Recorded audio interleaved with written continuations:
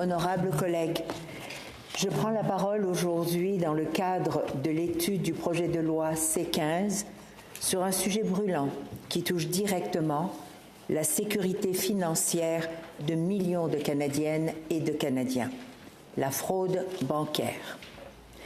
Nous en entendons parler dans nos bureaux, dans nos communautés, dans nos familles, enfin partout. Ce n'est pas un sujet abstrait, ce n'est pas un débat théorique réservé aux juristes et aux spécialistes du secteur financier. Derrière les chiffres que je vais évoquer, il y a des visages, des familles, des vies bouleversées, des existences brisées par un simple clic. En 2024, scammers defrauded Canadians of $638 million.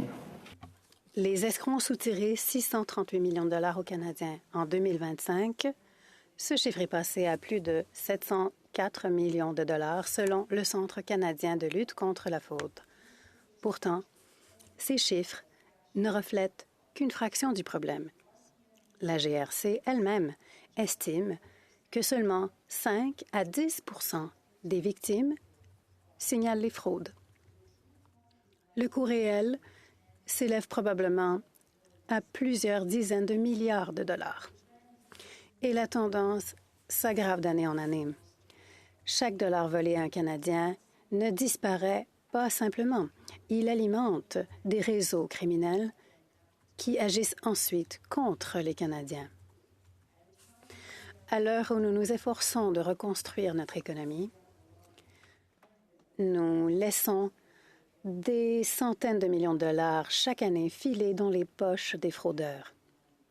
C'est de l'argent perdu pour nos familles et pour nos communautés, et de l'argent gagné par le crime organisé. Mais au-delà des chiffres, se cache une réalité encore plus dure. Des vies sont brisées. Des retraités perdent les économies de toute une vie. Des familles voient leur fonds d'urgence s'évaporer. Des personnes vulnérables se trouvent soudainement sans ressources ni recours. Du Centre antifraude du Canada confirme cette réalité.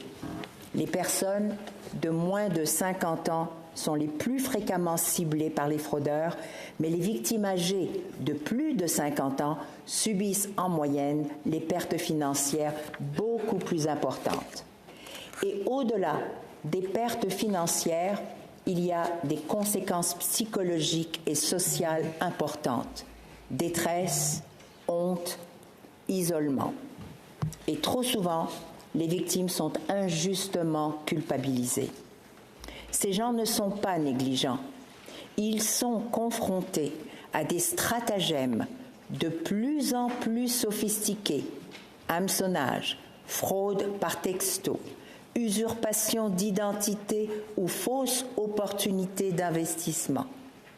Ces fraudes reposent sur la manipulation, l'espoir d'une vie meilleure, le sentiment d'urgence et même les personnes les plus prudentes peuvent s'y laisser prendre. Comme bien d'autres personnalités publiques, j'ai moi-même été victime d'usurpation d'identité. Mon image et même ma voix ont été utilisées à mon insu pour convaincre des Canadiens et Canadiennes d'investir dans de fausses opportunités financières. Je connais donc personnellement l'impuissance que l'on ressent face à cette machine. Mais pour les Canadiens qui y perdent leurs économies, l'épreuve ne s'arrête pas à la fraude. Elle se prolonge quand ils se tournent vers leur banque et qu'on leur réponde qu'ils ont autorisé la transaction. On leur dit que c'est leur responsabilité. On leur oppose des politiques internes opaques, variables d'une institution à l'autre et surtout peu favorables aux victimes.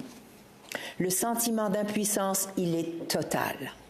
La responsabilité retombe systématiquement sur les consommateurs et le système bancaire, il faut le dire, et peu enclin à coopérer. Pourtant, cette situation n'est absolument pas une fatalité. En effet, lorsqu'une fraude touche une carte de crédit, la loi protège le consommateur. Sa responsabilité, elle est plafonnée à $50 et en pratique, les réseaux de cartes appliquent souvent une politique de responsabilité zéro. Mais lorsque la fraude concerne une carte de débit, un virement Interac, un paiement en ligne, il n'existe aucune loi fédérale imposant aux banques de rembourser. Aucune. Concrètement, le consommateur est seul face à sa banque. C'est elle qui décide selon ses propres règles. Et ce n'est pas un hasard si c'est précisément là que les pertes sont les plus lourdes. Le Centre antifraude du Canada le démontre. En 2024, les virements électroniques et les transferts de fonds représentaient plus de 200 millions de dollars de pertes contre environ 30 millions pour les cartes de crédit. La conclusion s'impose d'elle-même. Là où la loi protège, les pertes sont contenues. Là où la loi est absente, les pertes explosent. Given the scale of... Compte tenu de l'ampleur du problème, le comité sur les banques a examiné la section 16 du projet de loi C-15 qui modifie la loi sur les banques afin d'introduire des dispositions visant la fraude à l'encontre des consommateurs.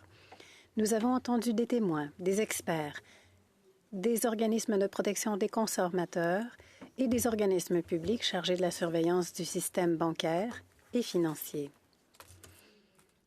La conclusion était très claire. Les mesures prévues dans le projet de loi C-15 sont cruellement insuffisantes. Dans la pratique, le projet de loi exige surtout des banques qu'elles établissent leur propre politique pour détecter et prévenir la fraude et en atténuer les répercussions.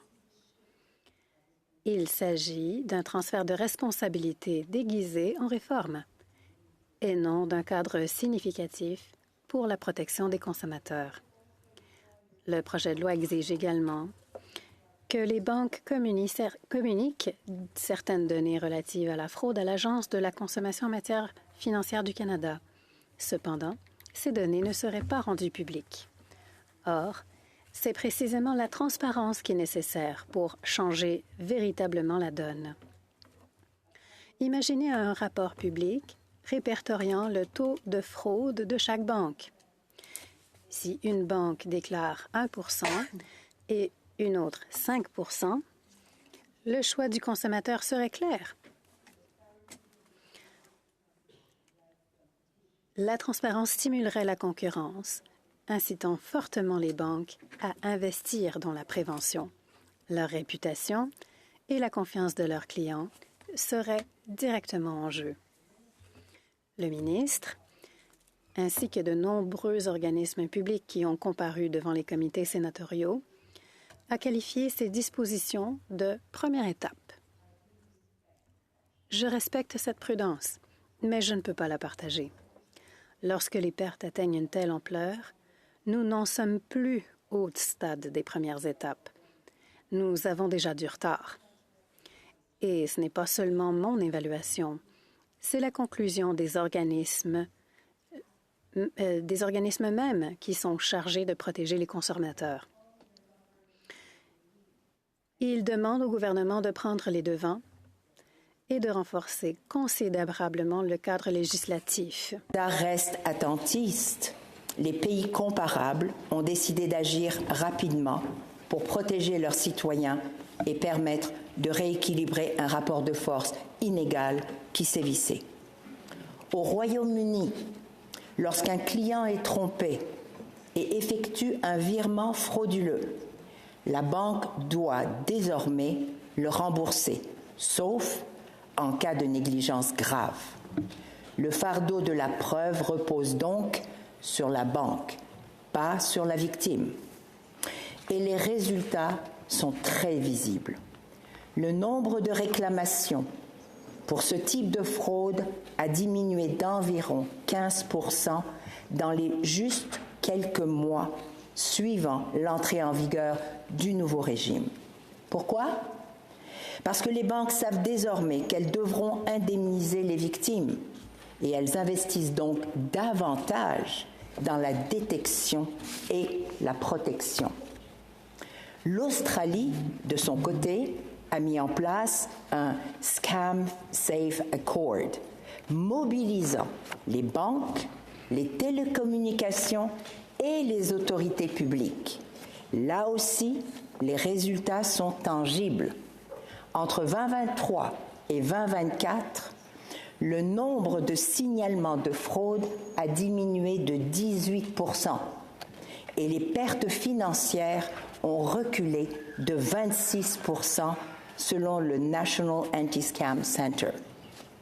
Pendant que d'autres démocraties protègent leurs citoyens, le Canada, pour l'instant, laisse ses consommateurs seuls face aux fraudeurs. Ce sont ces situations-là qui suscitent chez moi des questionnements. Comment se fait-il que des solutions existent et que nous n'agissions pas en ce sens? Ce que je tiens à souligner, c'est que la lutte contre la fraude n'est pas un coût, c'est un investissement.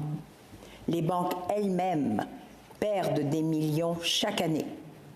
Donc, investir dans des systèmes anti-fraude robustes, c'est protéger les consommateurs, mais c'est aussi protéger leur propre bilan. Au bout du compte, tout le monde y gagne. Je ne comprends donc pas qu'aucune modification substantielle n'ait été retenue lors de l'étude du texte à l'autre endroit. This also concerns. Cela concerne également un pilier fondamental de notre économie, la confiance dans le système bancaire. Lorsque les Canadiens perdent leurs économies à cause de la fraude et que leur banque ne les soutient pas, la confiance dans le système commence à s'éroder. À l'heure où notre gouvernement s'attache à renforcer l'économie et à protéger le pouvoir d'achat des Canadiens, combler cette lacune contribuerait à la stabilité économique et renforcerait la confiance du public. J'espère sincèrement que le gouvernement prendra au sérieux le message que nous, sénateurs, lui adressons sur cette question.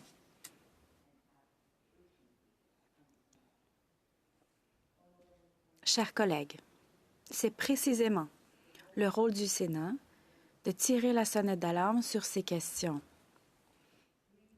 Libérés des pressions immédiates et dotés d'une perspective à long terme, nous avons la responsabilité de faire entendre ces préoccupations lorsque les Canadiens ne sont pas suffisamment protégés.